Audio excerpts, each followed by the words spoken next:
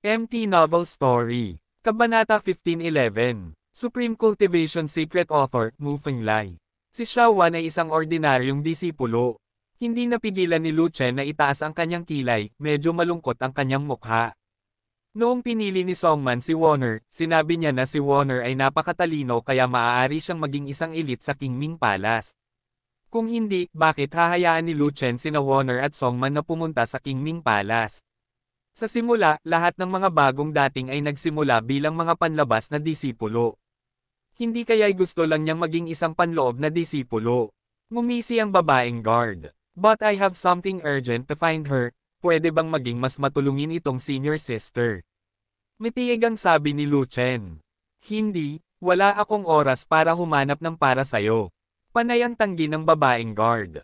Pagkatapos ay hayaan mo akong pumasok at hanapin ito.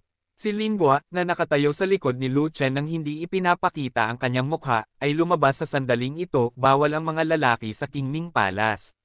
Babae ako, kaya pwede akong pumasok.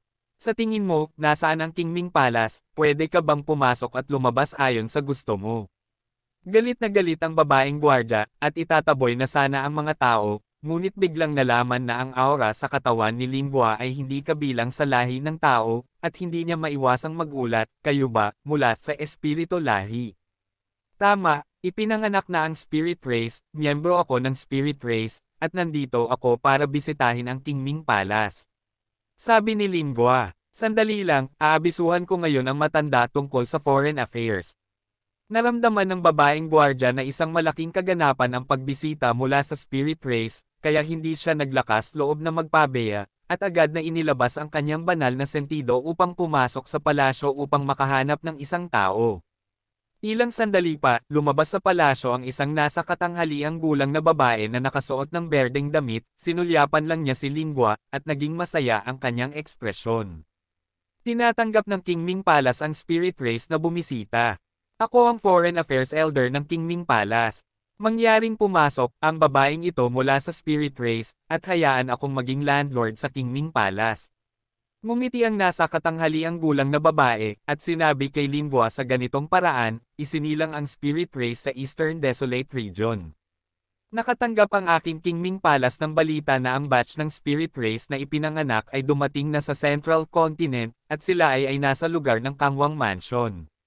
Paglilinang sa isang kapangyarihan, hindi ba totoo iyon? Tama, ang iyong lahi ng tao ay naghahatid ng balita ng napakabilis. Tumango si Lingua. Ang hitsura ng spirit race sa Kangwang's Mansion ay nakalatag na ng 10 beses, 10 beses, 100 beses, 100 beses at 100 beses. Ako, ang palasyo ng Qingming, ay natural na alam ang tungkol dito.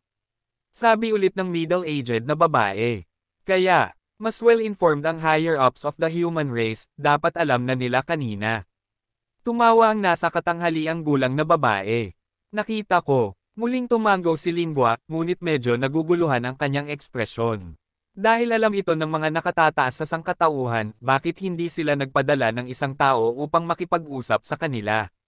Dahil ang sangkatauhan ay nananabik sa pagsilang ng spirit race, paano sila magiging walang pakialam sa pagdating ng spirit race sa Central Continent at sa matataas na antas ng mga tao nito?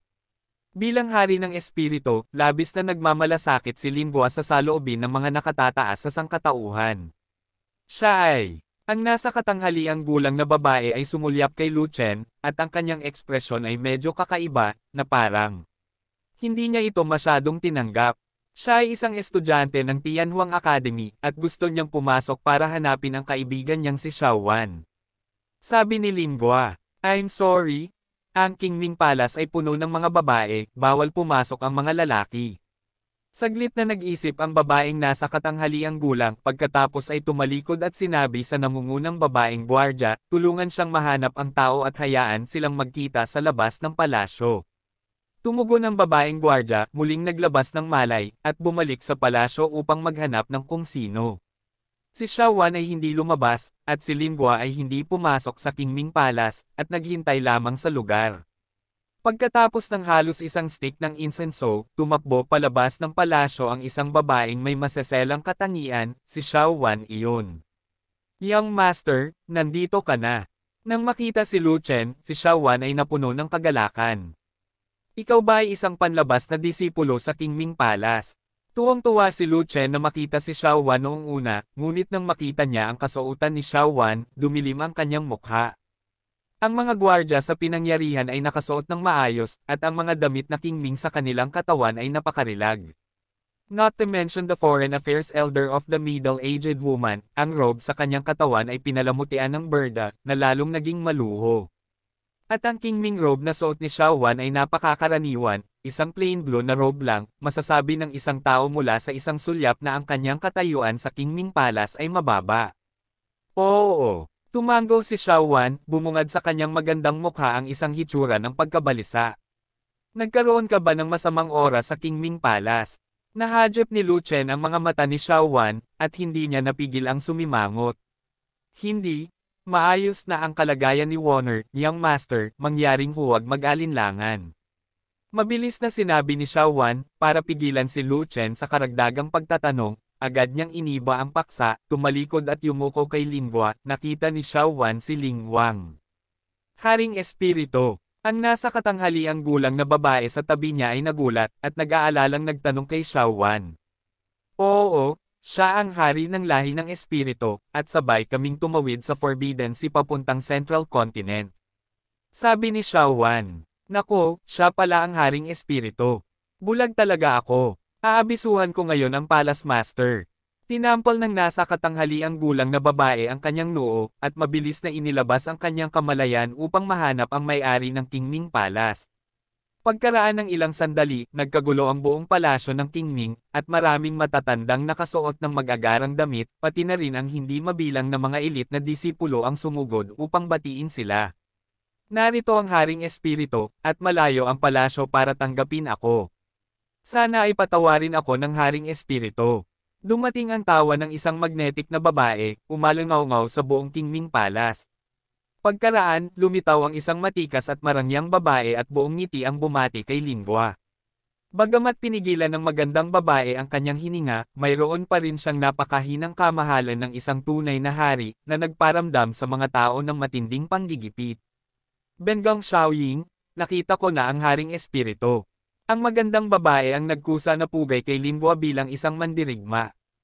Ako, si Linghua, ay nakilala na rin ang may-ari ng Qingming Palace.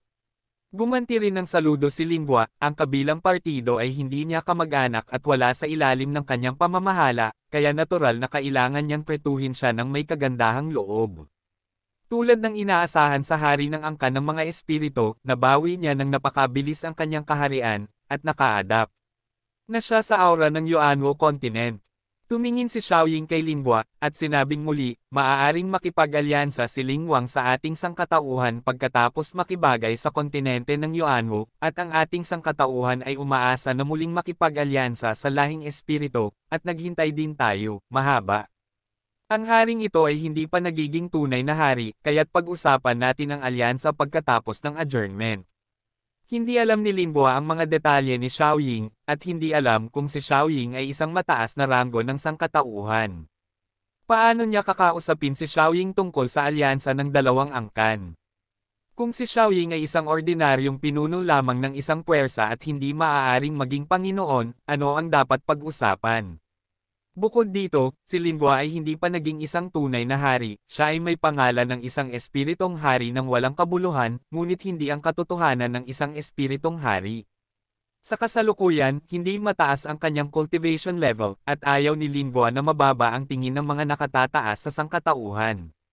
Kung pag-uusapan niya ang tungkol sa pakikipag-alyansa sa mga nakatataas ng sangkatauhan ngayon, makakaapekto ito sa katayuan ng lahi ng espiritu sa ilang lawak.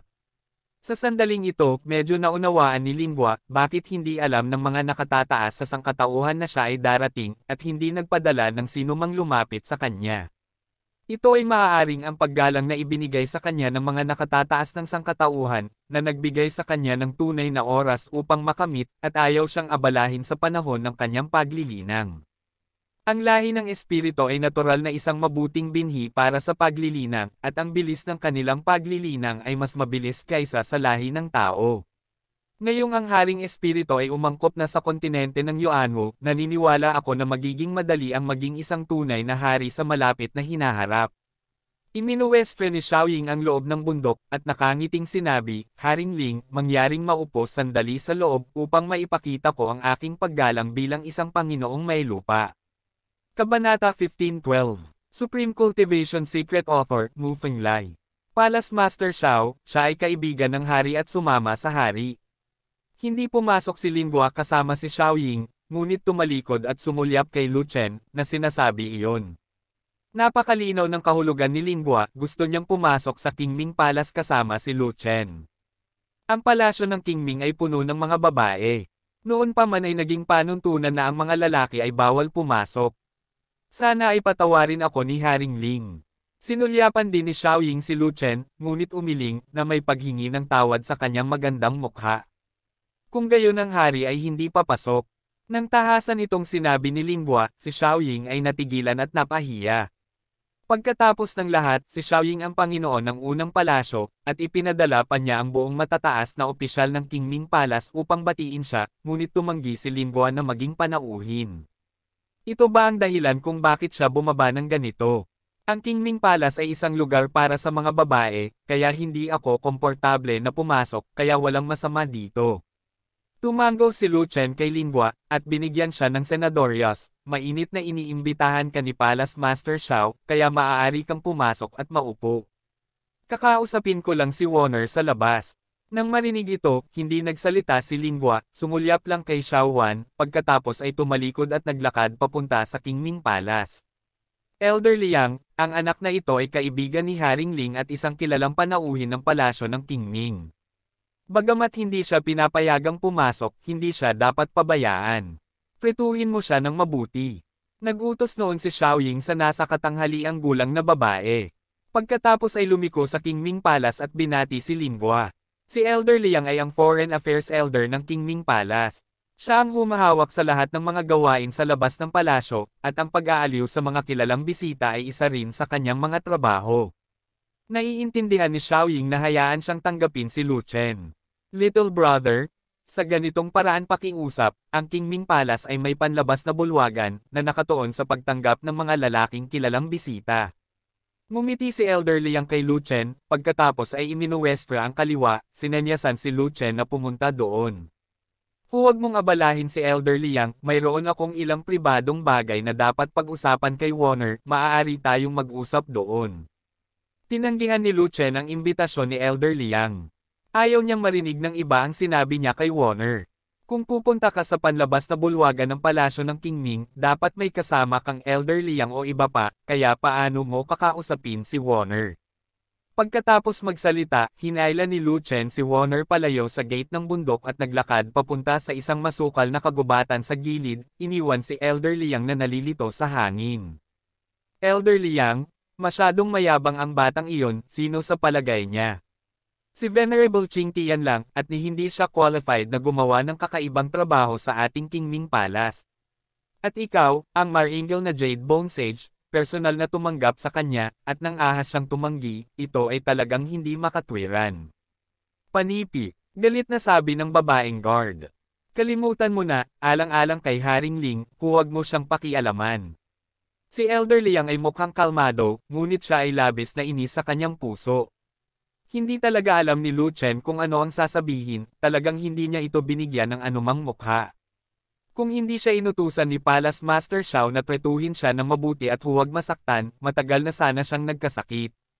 Swerte talaga para sa kanya na umakyat sa Spirit King. Kung hindi, sa kanyang kabutihan, tiyak na itataboy ko siya sa saklaw ng Qingming Palace. Sabi nung babaeng guard, huwag kang walang ingat. Itinalaga siya ng Panginoon ng Palasyo bilang isang marangal na panauhin, kaya hindi mo siya masasaktan. Kung ayaw niyang pumunta sa outer hall, huwag na lang, basta't gusto niya, ito. Saglit na nag-isip si Elder Liang, at pagkatapos ay sinabi, ano ang sitwasyon ng Qingming na disipulong iyon na kilala niya. Ang disipulong iyon ay si Xiao Wan, na ibinalik ni Senior Sister Songman mula sa Eastern Wasteland, at ngayon ay isang ordinaryong panlabas na disipulo. Sabi nung babaeng guard, ang taong ibinalik ni Songwan. Exception ba iyon? Panipi, anong magagandang talento ang maaaring magkaroon sa Eastern Wilderness? Casual na pinababalik ni Songman ang mga tao. Ano ba talaga ang iniisip ng Qingming Palace? Ang Songman ay na-stock sa Jade Bone Saint sa loob ng maraming taon. Lumipas na ang gininto ang oras ng pagsasanay. Imposibleng lumayo pa. Ang martial arts ay natapos na. Hindi gaanong nagpapakita ang mga taong nawala ng potensyal. Gusto pa ba nilang magkaroon ng status sa Qingming Palace? Malamig na bamantong hininga si Elder Liang at sinabi, si Xiao Wan ay sumusunod kay Songman at ang kanyang hinaharap ay magiging pareho. Siya ay magiging isang panlabas na disipulo sa Qingming Palace sa natitirang bahagi ng kanyang buhay. Pagkatapos magsalita, biglang sumimangot si Elder Liang, tumingin sa kakahuyan sa harapan niya, at sumigaw sa mahinang boses, sino ba ang tinatago ni Gui Gui Chongchong doon? Napakapangit ba niya at masyadong mababa ang pagpapahalaga sa sarili, at pagkatapos ay hindi siya manggahas, lumabas para makita ang mga tao. Wala na, matandang bruha, huwag kang magsalita ng marahas, kahit gaano pa ako kapangit, mas maganda pa siya sa'yo. Isang panunuya ang nagmula sa gubat sa unahan, at may lumabas na babae mula sa kakahuyan. Ang babae ay maganda at mukhang nasa early 20s, pero hindi alam kung totoong edad niya. Tutal, ang babaeng iyon ay isang pantas na may mga buto ng jade, at ang mukha niya ay matagal nang nandoon. Hindi ko alam kung sino iyon, ito pala ang maliit na mangkukulam mula sa bundok Xueling. Nang makita ni Elder Liang ang babae, ang kanyang mga mata ay nanlamig, dahil ang babae ay ang kanyang nakamamatay na kaaway at dumating upang humanap ng kasalanan sa kanya, kaya siya ay ngumisi, natalo ka sa akin, huling beses.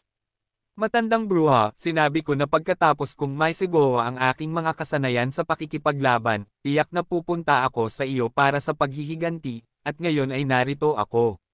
Sabi ng babae, Shui Lian, 3 beses ka nang natalo laban sa akin, hindi ako interesadong magpatuloy sa pakikipaglaban sa isang taunang kalaban.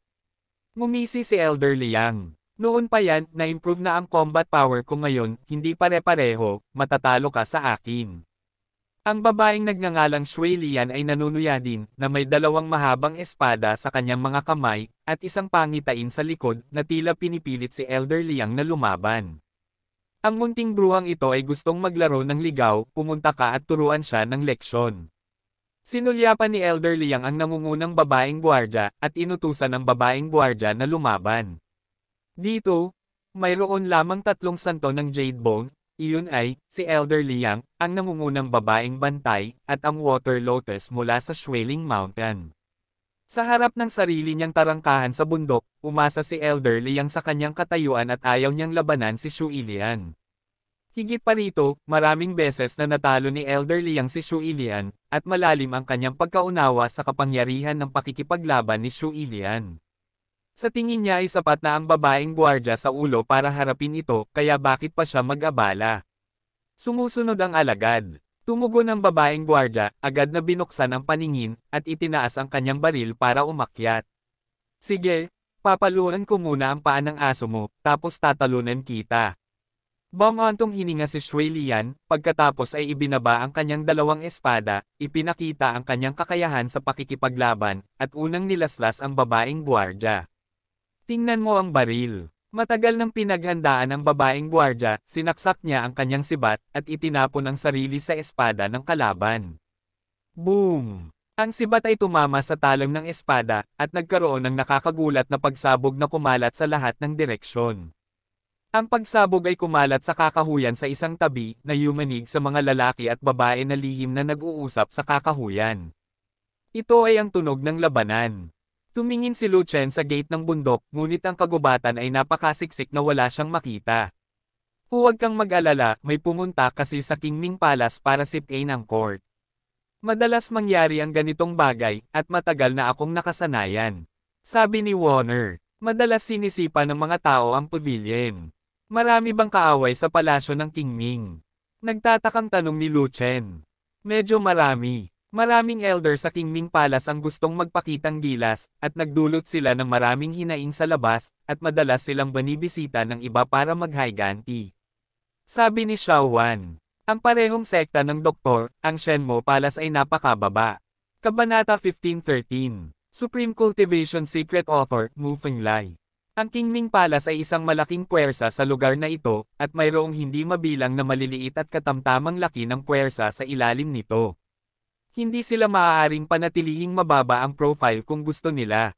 Ipinaliwanag ni Warner ang dahilan ng mataas na profile ng Qingming Palace. Kung ang Qingming Palace ay hindi malakas, magiging mahirap na pasunurin ang ibang puwersa sa rehiyon at ang sitwasyon ay magiging mas malala pa. Ito, mukhang medyo makatwiran. Tumango si Lu Chen, sang-ayon sa pahayag ni Warner. Sapagkat, sa lugar kung saan matatagpuan ang Tianhuang Academy, ang Kangwang Mansion ay napakalakas din, kahit naglalakad patagilid, mas malala pa sa Qingming Palace. Young Master, bigla ka namang pumunta dito, may urgent ba? Huminto si Warner sa pakikipag-chat kay Lu Chen, alam niyang tumakbo si Lu Chen mula sa ibang lugar patungo sa lugar ng Qingming Palace, kaya natural na hindi lang niya ito gustong makita, ngunit may iba pang mga bagay. Kung hindi na kailangang pumunta si Lu Chen, para saan pa ba ang pag-aaksaya ng maraming oras? Pagkatapos ng lahat, nakipagkasundo siya kay Lu Chen na hanggat may oras siya, pupunta siya sa Tianhuang Academy para makipagkita kay Lu Chen. Totoo naman, narinig mo na ba si Muto? Sabi ni Lu Chen. Alam ko, iyon lang ang lihim na kaharian sa lugar ng Kangwang Mansion, at sinasabing may magandang pagkakataon na pagmamay-ari ng Venerable. Tumango si Warner, at pagkatapos ay nagsabi, sa kasamaang palad, limitado ang pagkakataon ni Muto, pinapayagan lamang ng palasyo ng Kang na makapasok ang mga puwersa sa lugar nito, at ang mga puwersa sa ibang mga lugar ay hindi maaaring makisangkot. Kung hindi, ang palasyo ng Qingming ay tiyak na nagpadala ng mga disipulo doon. Dinala ko ang mga kapatid ng Legion sa Muto, at nakuha ko ang lakas ng lupain ng mga Diyos at laman. Sayang at wala kayo ni Mengyo, kaya pinalampas ko ang magandang pagkakataong ito. Bumantong hininga si Lu Chen, at sinabing, nakakalungkot na ang enerhiya ng lupain ng mga Diyos at laman ay naubos na, at hindi ko na ito naibalik upang ibahagi sa inyong dalawa. Young Master, hindi mo kailangang sisihin ang iyong sarili. Kung wala ang lupa ng mga Diyos at laman, maaaring makalaya si Warner at maging isang santo. Sinabi ni Warner, tungkol kay Prinsesa Mengyo, ang Young Master ay hindi kailangang mag-alala, siya ay may mas mataas na talento at maaaring maging isang santo ng mas mabilis. Ang lupain ng banal na laman ay pangunahin upang pabilisin ang bilis ng pagpapakabanal, ngunit mayroon din itong isa pang tungkulin, na palakasin ang pisikal na katawan at maglatag ng isang mas mahusay na pundasyon bago ang pagpapakabanal. Sabi ni Lu Chen, ito na ang pagkakataon. Hindi kami nagkaroon ng pagkakataong ito ni Princess Mengyo. Tadhana lang ito, kaya huwag mo nang pilitin. Si Prinsesa Mengyo ay kapareho ng Young Master, wala siyang pangitain. Ang defensive power ng Qilin Battle Body ay mas malakas pa. Sa tingin ko si Princess Mengyo ay hindi hihina sa depensa kahit na walang basbas ng lupain ng banal na laman. Saglit na nag-isip si Warner, at pagkatapos ay nagsabi, tungkol kay Warner, siya ay nagtapos sa banal na sining ng pagpapagaling, ngunit ang pamamahala sa sarili sa labanan ay hindi katulad ng kay Prinsesa Mengyo. Kaya ang pagtatanggol ay hindi ganoon kahalaga kay Wan, so the Young Master don't need to worry about it. Kung ganito ang iniisip mo, mas magaan ang loob ko. Tumawa si Lu Chen, inalis ang kanyang dating depresyon, at pagkatapos ay iniba ang paksa, sa Muto, ang Fnatic Legion ay nakipaglaban sa Hades. Bagamat nanalo sila, ang laban ay medyo brutal. May patay na ba? Mabilis na tanong ni Warner. Sa kabutihang palad ay hindi, ngunit napakaraming mga pinsala, hindi sila napagaling ni Shufen at ng iba pa, at halos hindi makalusot ang hukbo. Sabi ni Lu Chen.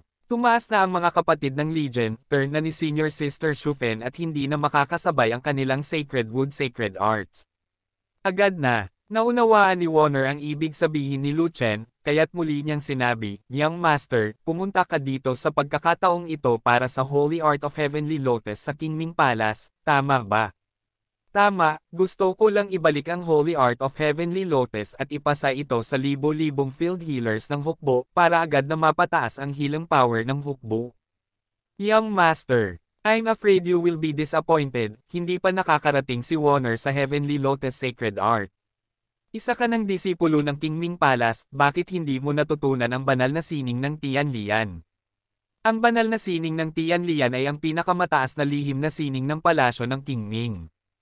Ang mga disipulo mula sa panlabas na sekta at panloob na sekta ay hindi karapat-dapat na magsanay nito. Ang mga pangunahing disipulo lamang ang karapat-dapat. Kung gayon, ano ang ginagawa ng mga alagad ng panlabas na sekta at panloob na sekta? Ang paglilinang ng martial arts ang pangunahing bagay, ibig sabihin, ang maglagay muna ng pundasyon, at ma-promote sa mga core disciples bago ka makipag-ugnayan sa sagradong sining ng Tianlian. Biro lang, ang palasyo ng Qingming ay sikat sa pagpapagaling, at ang talento ng mga disipulong kinukuha nito ay dapat na may kinikilingan sa pagpapagaling. Kung hindi ka nagsasanay ng sagradong sining ng Tianlian, ngunit nagsasanay ng martial arts at mga kasanayan sa pakikipaglaban, ito ay simpleng paglalagay ng kariton bago ang kabayo at pag-aaksaya ng mga talento. Young Master, huwag kang magalit. Ito ang tuntunin ng Qingming Palace, at walang makakapagpabago nito. Paano ang Pine? Sinabi sa akin ni Songman na kapag pumunta ka sa Qingming Palace, tiyak na pahalagahan ka at magiging elite na disipulo ng Qingming Palace.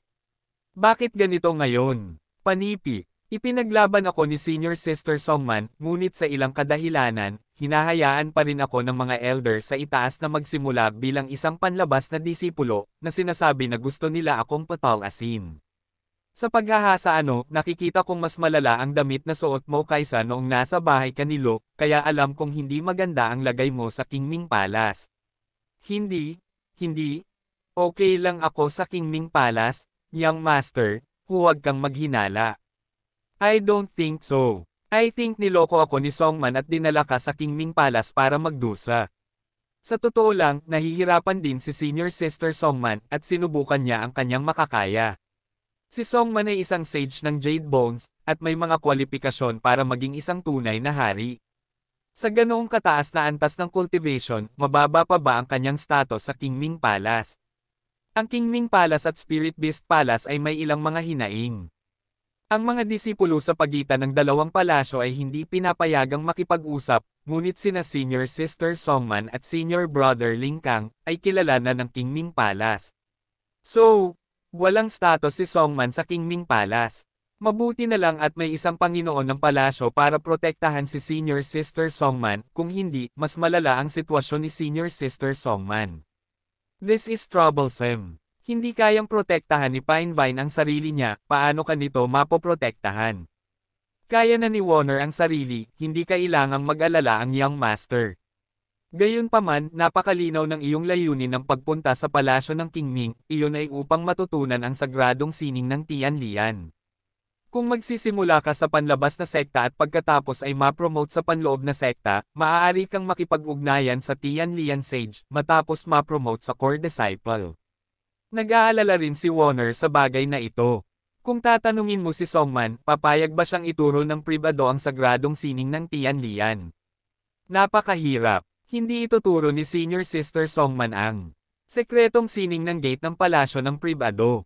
Kahit pumayag si Senior Sister Songman na ituro ito, hindi ko ito matututunan. Bakit? Dahil, ang paglilinang ng banal na sining ng Heavenly Lotus ay nangangailangan ng isang espesyal na uri ng elixir upang suportahan ito, kung hindi ito maaaring isagawa. Elixir, right? Anong klaseng gamot yan? Tell me. I can make it, and I have many recipes for special elixirs.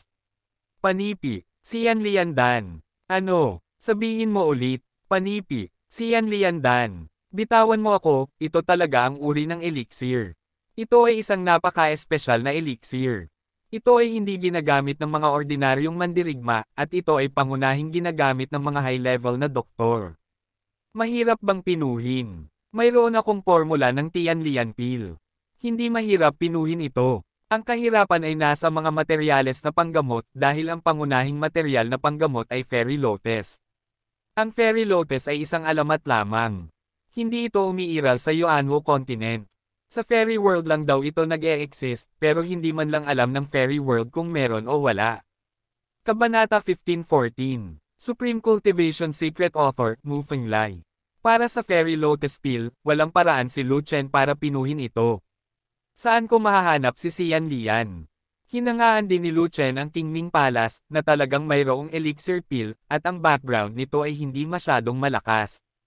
Kasabay nito, naiintindihan din ni Lu Chen ang isang bagay, bakit ang sagradong sining ng Tianlian sa palasyo ng Qingming ay ipinasa lamang sa ilang mga elite, at hindi bukas sa mga disipulo mula sa parehong panloob at panlabas na paaralan. Ang dahilan ay hindi hihigit sa isang bagay, iyon ay, ang elixir ay limitado at hindi maaaring suportahan ang isang malaking grupo ng mga disipulo. Paano nangyari ang Lotus Pill sa Qingming Palace? Nagsimulang isipin ni Lu Chen ang Qingming Palace. Ito ang pinakamataas na sikreto ng palasyo ng Qingming. Kahit si Senior Sister Songman ay hindi alam ang tungkol dito, pati na si Warner. Umiling si Warner at sinabing, "So, nasaan ang Lotus Pill sa Qingming Palace?" Hindi sumuko si Lu Chen. Nasa kamay ni Palace Master Xiao. Isang salita mula kay Warner ang dahilan kung bakit sumuko si Lu Chen. Si Xiaoying ang tunay na hari. Kahit na si Lu Chen ay matapang at makapangyarihan, hindi pa rin niya kayang gampanan ang ideya ng tunay na hari. Kasi, hindi ko talaga matatalo. Hindi bababa sa kailangan niyang umalis sa kanyang dignidad para maging isang santo para magkaroon ng ideyang ito. Gayunpaman, bukod sa elixir, ang iba pang mahahalagang bagay ay iniingatan sa mga kamay ni Elder Liang. Ang isa pang pangungusap mula kay Warner ay nagpaningning sa mga mata ni Lu Chen, at ang isang sinag ng pag-asa ay nag-alab mula sa kawalan ng pag-asa. Si Elder Liang ba mula ngayon lang? Tanong ni Lu Chen. Oo, siya iyon. Siya ang pinakamalakas na santo sa palasyo ng Qingming, siya ang kanang kamay ng Panginoon ng palasyo, at nakuha niya ang tiwala ng Panginoon ng palasyo. Kung hindi, paano siya papayagan ng Palace Master na mamahala sa Foreign Affairs Hall? Ang palasyo ng Qingming ay puno ng mga kababaihan, at ito ay isang makapangyarihang puwersa sa parehong domain. Ang istruktura ng kapangyarihan ay iba sa ibang mga puwersa. Ang Foreign Affairs Hall ay napakahalaga sa Qingming Palace. Ang Foreign Affairs Hall ay hindi lamang responsable para sa mga panlabas na gawain ng Qingming Palace, ngunit responsable din para sa pagbili ng mga likas na kayamanan. Lahat ng mahahalagang mapagkukunan ay dumaan sa mga kamay ni Elder Liang. Sabi ni Warner, responsibilidad sa pagbili ng mga kayamanan ng henyo, ang mahahalagang mapagkukunan ay dapat mapunta kay Elder Liang. Bahagyang ipinikit ni Lu Chen ang kanyang mga mata, at may ideya sa kanyang isipan. Si Xiaoying ang tunay na hari, hindi siya makagalaw. Ngunit hindi si Elder Liang ang tunay na hari, kaya naglakas loob siyang kumilos. Ang Lotus Pill ba sa Qingming Palace ay binili mula sa labas, o napino ng mag-isa? Tanong ni Lu Chen ng ganito. Siguro ako mismo ang gumawa nito. Ang Qingming Palace ay gumagastos ng maraming pera taon-taon para imbitahan ang isang mahusay na alchemist na pumunta para gumawa ng alchemy. Sabi ni Warner. Ibig sabihin, inihanda na ng palasyo ng Qingming ang lahat ng mga panggamot na materyales para sa alchemy, kaya oras na para hilingin sa alchemy na lumapit at tumulong sa pagpino nito. Tanong ulit ni Lu Chen. Eksakto. Sabi ni Warner, si Elder Liang ang may pananagutan sa pag-iingat ng lahat ng mahahalagang mapagkukunan ng Qingming Palace. Nasa kamay niya ang lahat ng sangkap ng alchemy, ibig sabihin ay nasa kamay niya si Xian Lian. Saglit na nag-isip si Lu Chen, pagkatapos ay biglang iwinagayway ang kanyang kamay, tumalikod at naglakad palabas ng kagubatan. Halika, bumalik tayo para hanapin si Elder Liang, at tingnan ang Qingming Palace, na sumisipa sa bulwagan. Bakit? Hindi ba tumitigil ang ingay ng away? Young Master, gusto mo bang pagnakawan ang Fairy Lotus ni Elder Liang? Mabilis na sumunod si Warner at nagtanong. Hindi, ito ay pagnanakaw. Tumawa si Lu Chen, hinayla si Warner at mabilis na tumakbo palabas ng kakahuyan, pabalik sa gate ng Qingming Palace. Kaya lang, ang malawak na lupain sa harap ng gate ng bundok ay puno ng malalalim na hukay, na makikita sa isang sulyap bilang obra maestra ng resulta ng labanan. Ang gwardya sa ulo ay bumagsak sa lupa na may putol na braso at binti, at ang iba pang mga gwardya ay nagbibigay ng paunang luna sa kanya. At sa itaas ng langit, may dalawang figurang nag-aaway, at ang tunog ng matinding labanan ay yumanig sa kalangitan. Isang serye ng malalakas na resulta ng labanan ang nag-vibrate na nakakaapekto sa lahat ng direksyon. Paminsan-minsan, isang shockwave ang tumama sa lupa at agad na natamba ang isang malaking malalim na hukay. Parehong babae ang dalawang nasa langit at pareho silang Jade Bone Saints. Ang isa sa mga nasa katanghaliang gulang na babae ay may hawak na malaking espada. Si Elder Liang iyon. Ang isa naman ay isang bata at magandang babae, na may hawak na dalawang espada sa magkabilang kamay, na idiniin si Elder Liang para lumaban. Lahat ba ng pumupunta sa gym ay babae? Tumingin si Lu Chen sa labanan sa langit at nagtanong. Hindi, karamihan lalaki, hindi maraming babae. Sabi ni Warner, napakalakas ng labanan sa gate ng bundok, bakit walang tumulong sa Kingming Palace? Medyo kakaibang tanong ni Lu Chen. Si Elder Liang ang may pananagutan sa paglutas ng Kicking Hall. Buti na lang nandito siya, at walang ibang lalabas para sumali sa kasiyahan. Sabi ni Warner, sino ang babaeng ito? Tumingin si Lu Chen sa babaeng nakikipag-away kay Elder Liang at naramdaman niyang medyo pamilyar ang babae, kaya nagtanong siya. Wala akong ideya. Umiling si Warner. Ang maliit na bruhang iyon ay tinatawag na Shu Ilian, siya ay isang elder ng Shuiling Mountain, siya ay may alitan kay Elder Liang, at siya ay dumating upang makipag-away kay Elder Liang ng maraming beses. Sa sandaling ito, nagsalita ang sugatang gwardya habang nagpapagamot mula sa kanyang mga kapwa-alagad. Shuiling Mountain. Ito ba ay isang puwersa sa lugar ng Kangwang Mansion? Biglang natauhan si Lu Chen. No wonder parang pamilyar ang babae, ito pala ang Jade Bone Saint mula sa Shuiling Mountain, dapat noon pa niya ito nakita. Ang babaeng ito ay dapat na naruroon sa Saint Contest sa Kang Palace, at dapat ay lumahok siya. Kung hindi, paano niya mahahanap na pamilyar ang babaeng ito? Nakita ko na siguro. Pero hindi masyadong nagpakita ang babaeng ito sa arena, kaya hindi ako nagkaroon ng malalim na impression. Ito ay ang Shuiling Mountain sa lugar ng Kangwang Mansion. Tiningnan ng headguard ang kanyang belang braso at paa, at galit na sinabi, ang aking mga kamay at paa ay pinutol ng munting bruhang iyon. Pinaghihiganti ako ni Elder Liang. Ang dahilan kung bakit masyadong nakipag-usap ang headguard kay Lu Chen ay dahil si Lu Chen ang natatanging panauhin na hinirang ng Panginoon ng palasyo, kung hindi, hindi siya maaabala na kausapin si Lu Chen. Ngunit sa aking palagay, maaaring hindi ka matutulungan ni Elder Liang na maghiganti. Ang lakas ng pakikipaglaban ng kalaban ay bahagyang mas malakas kaysa sa kanya, at hindi niya mapoprotektahan ang kanyang sarili. Sabi ni Lu Chen, napakababa ng dating combat power ng Little Witch. Hindi siya kailanman naging kalaban ni Elder Liang, at maaaring hindi niya ako matalo. Mapait na sinabi ng headguard, ngunit napino niya ang isang mataas na antas ng kasanayan sa pakikipaglaban, ang kanyang lakas sa pakikipaglaban ay naging mas malakas, at lahat ay nagbago. Double Sword Combat Skills. Ang Double Sword Combat Skills ay hindi madaling linangin, at nangangailangan ng maraming oras upang maunawaan. Kapag pino, ang kapangyarihan ay medyo mataas.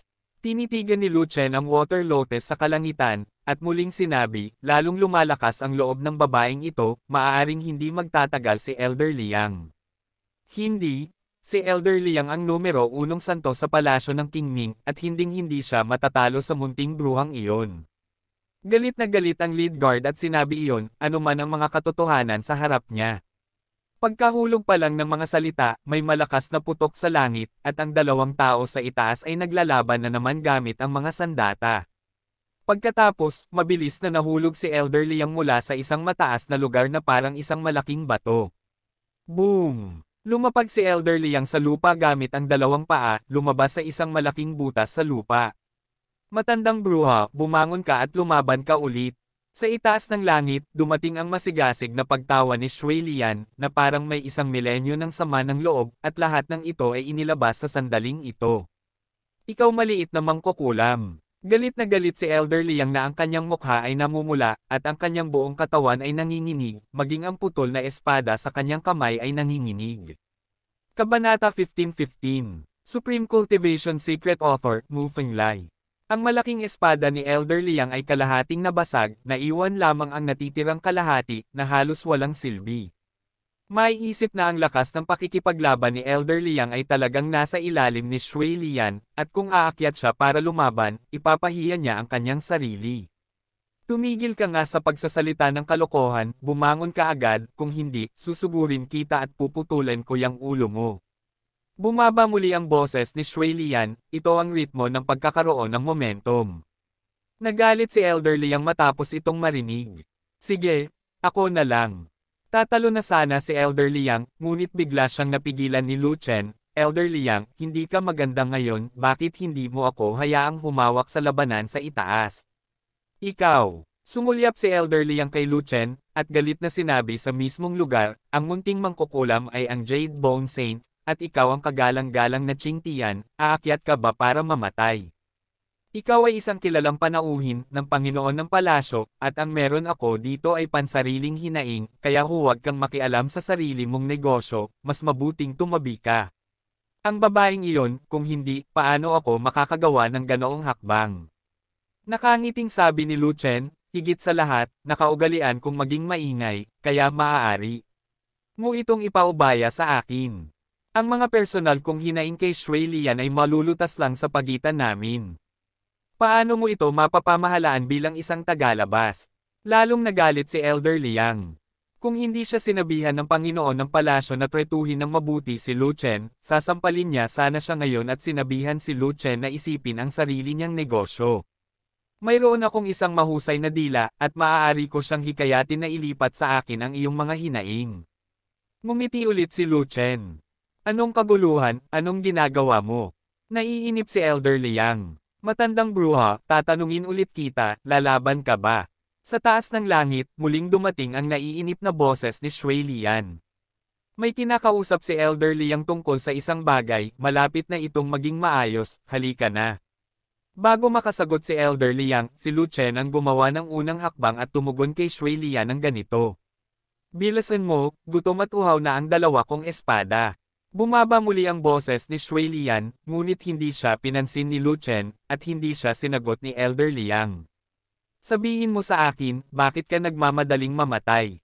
Sumimangot si Elder Liang, tumingin kay Lu Chen, at nagtanong.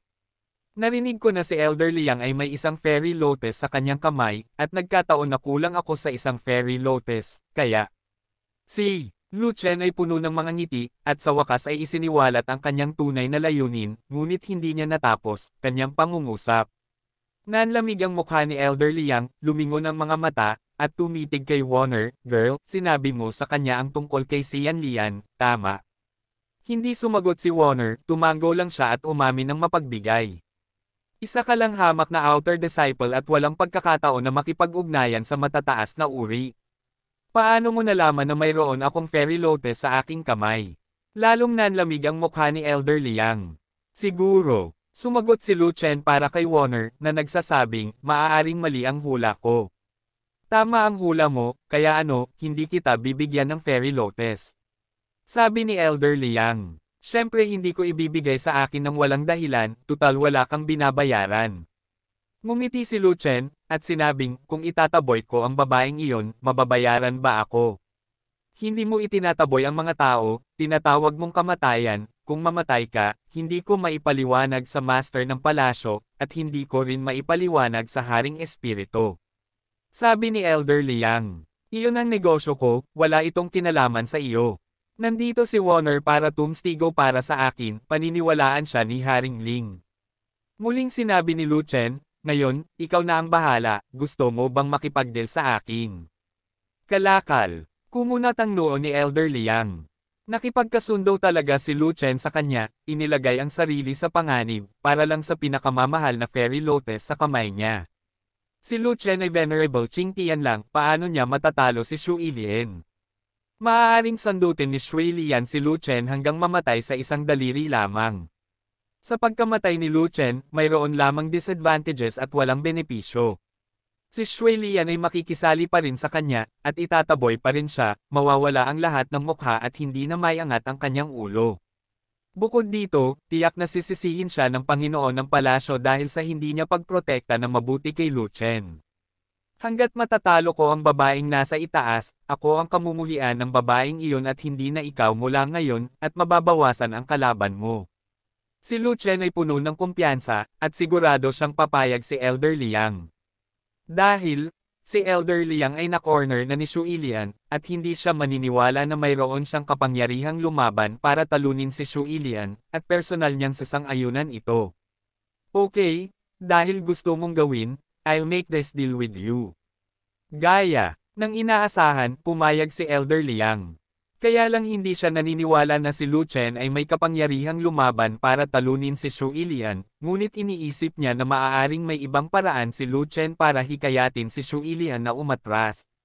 Naisip pa niya na magkakilala sina Lu Chen at Shui Lian, at sigurado si Lu Chen kay Shui Lian, kung hindi, gagawing biro ni Lu Chen ang kanyang buhay.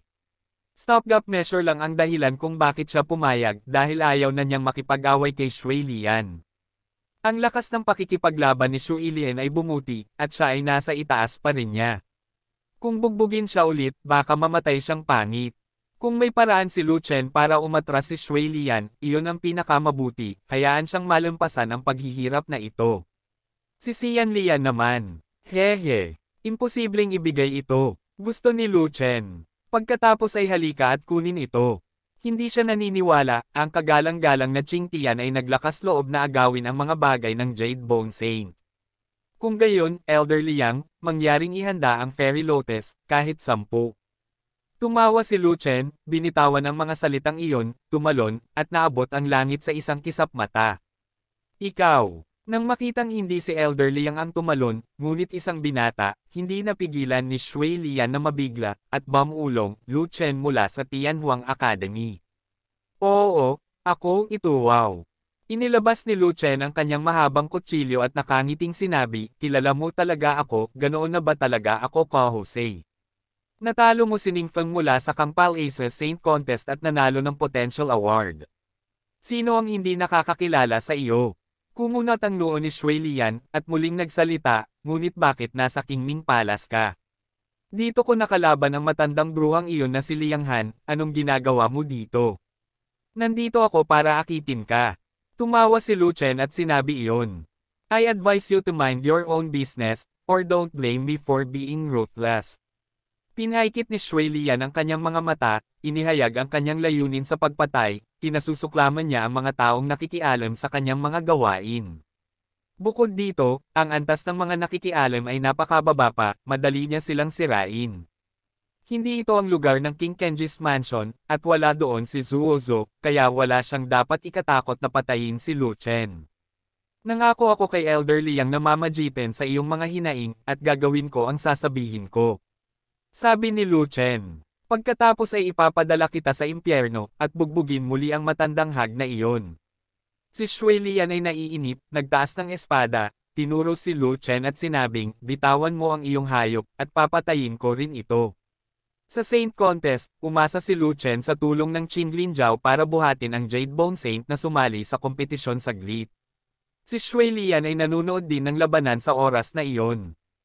Naturally, alam niya na si Lu Chen ay may malaking Jiao bilang isang war beast, kaya naisip niya na tiyak na bibitawan ni Lu Chen ang malaking Jiao para tumulong sa labanan.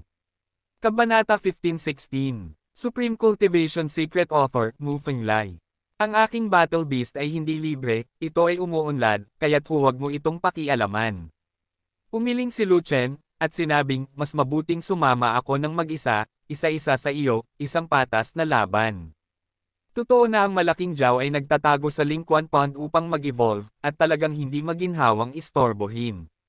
Ang pinakamahalaga ay nasa medium evolution rate pa rin ang malaking dragon, at hindi niya ito madala ng ilang beses kapag lumabas siya, kaya mas mabuting huwag na lang lumabas.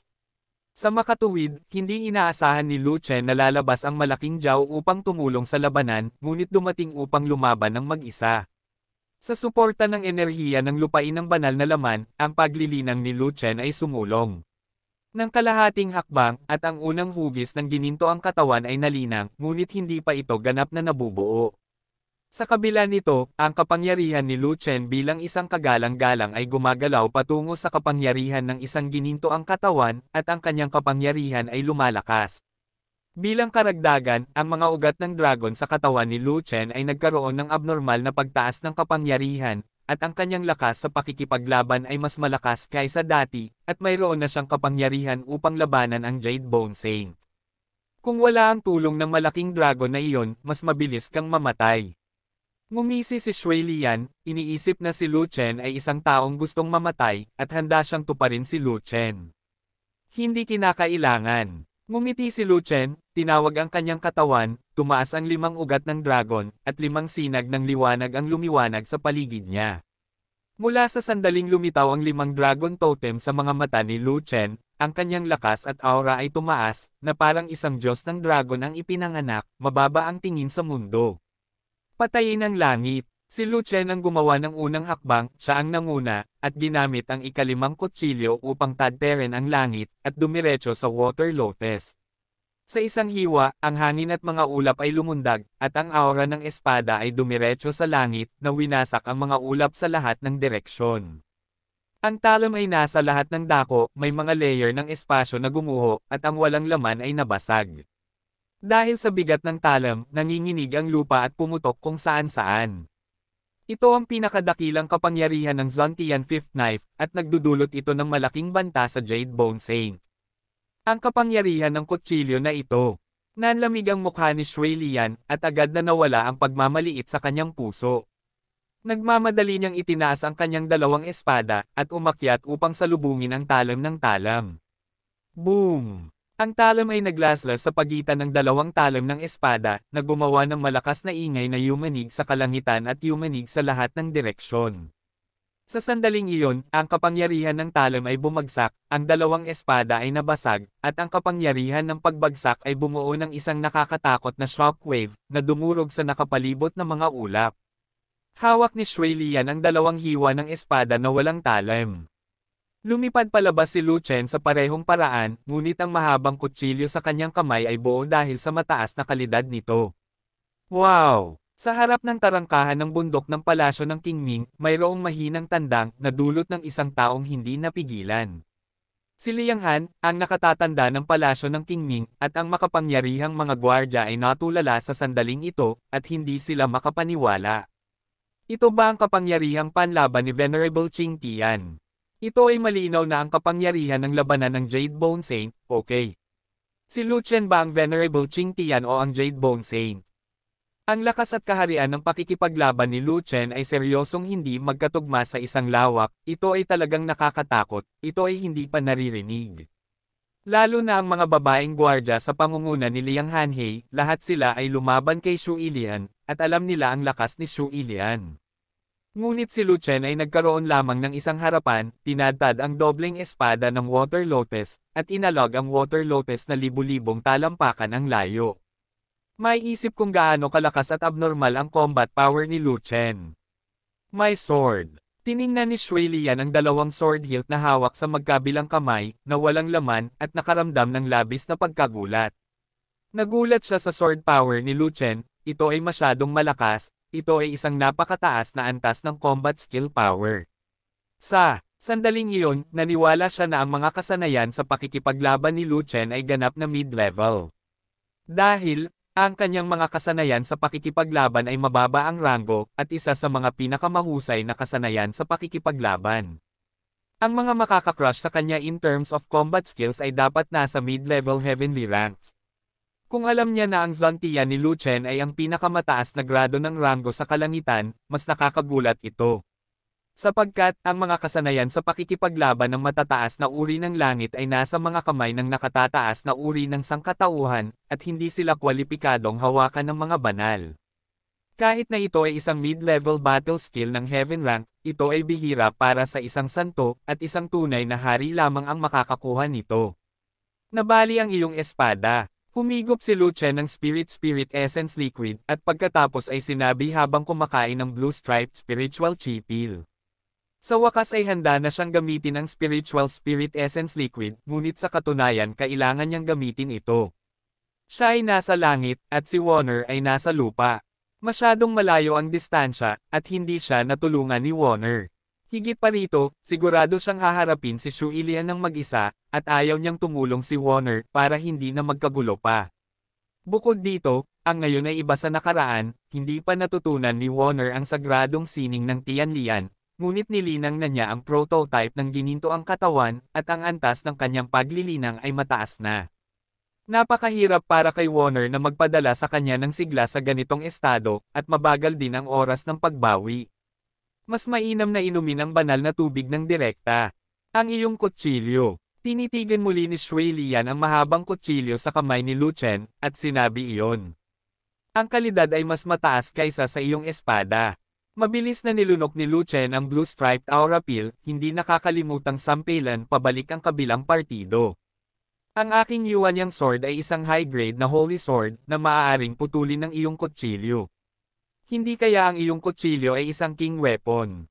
Sumimangot ng malalim si Shui Lian. Ano sa tingin mo, tapos ito na. Anyway, hindi pa tapos ang laban natin, at may panalo pa. Ngumiti si Lu Chen, at hindi nagtagal ay natapos na niyang kainin ang Blue Striped Spiritual Energy Pill, at ang tunay na diwa sa kanyang katawan ay mabilis na napunan. Pagkaraan ng ilang sandali, ang pisikal na fitness ni Lu Chen ay nakabawi, ang kanyang tunay na enerhiya ay nakabawi, at ang kanyang estado ay bumalik din sa kanyang pinakamataas. Ang dahilan kung bakit madaling nakabawi si Lu Chen ay ang Shu Ilien ay isang parallel importer. Matapos mabasag ang Mandarin Dark Sword, nagulat si Shui Lian sa lakas ng talim ni Lu Chen, at hindi niya sinamantala ang pagkakataong habulin at patayin si Lu Chen. Talagang pinalampas niya ang isang magandang pagkakataon. Gayunpaman, hindi kasalanan ni Shu Ilien na pinalampas ni Shu Ilien ang pagkakataon, ang responsibilidad ay nasa Lu Chen pa rin. Si Lu Chen Xiu ay lumaki sa isang mas mataas na antas, ang ikalimang espada ni Ji Zhongtian ay hindi na nabubutas ang kanyang katawan, ito ay kumokonsumo lamang ng 2/3 ng enerhiya. Kaya pagkatapos ng sakripisyo ng Zhongtian, si Lu Chen ay mayroon pa ring 1/3 ng kanyang lakas anuman ang kanyang pisikal na fitness at tunay na enerhiya, at hindi siya pumasok sa isang mahinang estado. Hindi makita ang kahinaan ni Lu Chen, at hindi alam ang background ni Lu Chen, paano maglalakas loob si Shui Lian na magpatuloy sa paghabol sa kanya. Ang Mandarin Dark Sword ni Shu Ilien ay tinadtad na, kung maghain ng isa pang kutsilyo si Lu Chen, anong panlaban niya? Gusto mo pa bang lumaban? Pagharap sa sigaw ni Lu Chen. Halos kumunat ang mga kilay ni Shui Lian. Si Lu Chen ay may mas mataas na antas ng mga kasanayan sa pakikipaglaban, at mayroon ding espada ng hari, ngunit ang kanyang lakas at kaharian ay seryosong hindi tugma. Ang kanyang Mandarin Dark Sword ay maaaring baliin sa isang espada, at tiyak na mayroon siyang kapangyarihan sa pakikipaglaban ng isang Jade Bone Saint. At ang kanyang pangunahing sandata ay nasira, at ang kalidad ng extrang Yuan Yang Sword ay mas malala pa, at hindi nito kayang tiisin ang espada ni Lu Chen. Kung magpapatuloy ang laban, baka durog-durog siya ni Lu Chen gamit ang kanyang espada. Kung hindi ka lalaban, kaya mo bang lutisin ang mga hinaing sa pagitan ninyo ni Elder Liang? Muling itinaas ni Lu Chen ang mahabang saber, nag-inject ng totoong enerhiya sa talim. Sa sandaling ito, ang katawan ni Lu Chen ay umangat, na may labis na enerhiya, at malapit na siyang magsakripisyo kay Zhongtian muli. At ang sakripisyong ito ay hindi ang ikalimang sakripisyo ng espada kay Zhongtian, kundi ang ika-6 na espada. Ang kapangyarihan ng Zhongtian Fifth Knife ay ganap na naibigay. Napatunayan ng mga katotohanan na hindi kayang putulin ng ikalimang kutsilyo ang Water Lotus. Huwag mong tingnan kung paano niya tinadtad ang Mandarin Dark Sword ni Shu Ilien ngayon, ito ay dahil sa biglaan niyang hinampas si Shu Ilien. Kabanata 15-17 Supreme Cultivation Secret Author, Mu Fenglai. At mabilis na lumaban si Shui Lian, nang hindi pinakilos ang lahat ng kanyang lakas, at ang lakas ng espada ay hindi pa umabot sa rurok nito, kaya nagtagumpay siya sa isang suntok. Kung kinuha ni Shu Ilien ang ekstrang espada at lalabas ng lahat, sa rurok ng lakas ng espada, hindi mababasag ng ikalimang espada ni Zhongtian ang espada ni Shu Ilien, at imposibleng maibalik ang dati nitong kaluwalhatian. Sa karamihan, ang pagkakatali kay Shui Lian ay ang pinakamataas na limitasyon ng kapangyarihan ng ikalimang chopping knife ni Lu Chen. Hindi naman, sinong nagsabi na ang kaharian ni Lu Chen ay mas mababa kaysa sa iba. Sa napakaraming mababang antas ng mga tao, ang labanan ay dapat malutas sa isang suntok, kung hindi, hindi niya ito kayang bayaran. Sa makatuwid, kailangan pa ring gamitin ni Lu Chen ang lumang lansihin, sinasamantala ang pagkakataong uminom ng banal na tubig at uminom ng mga table tas, upang makaipon ng labis na enerhiya, at buksan ang ika-6 na espada ni Zhongtian. Halos lubusan na niyang nilinang ang kanyang ginintoang katawan, mataas na ang kanyang lakas, at sa sobrang lakas sa kanyang katawan, hindi problema ang pagbukas ng ika-6 na kutsilyo. Hindi. Ang matandang hag ay binubuli ako sa loob ng maraming taon na umaasa sa kanyang lakas sa pakikipaglaban, paano ko isusuko ang aking paghihiganti sa kanya. Nang makitang itinaas ni Lu Chen ang kutsilyo, hindi napigilan ni Shui Lian ang bahagyang pagkataranta, at nagmamadaling lumipad paatras upang tumakas mula sa larangan ng digmaan, ayaw man lang kunin ang kutsilyo ni Lu Chen. Tumakbo. Tinaas ni Lu Chen ang kanyang kilay, at mabilis na sinimulan ang Imperial Lightwalker, at hinabol siya. Naimbak na niya ang kanyang lakas, at itinaas niya ang kanyang mahabang kutsilyo, handang pumatol sa mga tao. Paano niya hahayaang makatakas ang Water Lotus? Kung nakatakas si Shui Lian, ito ay isang nakatagong panganib.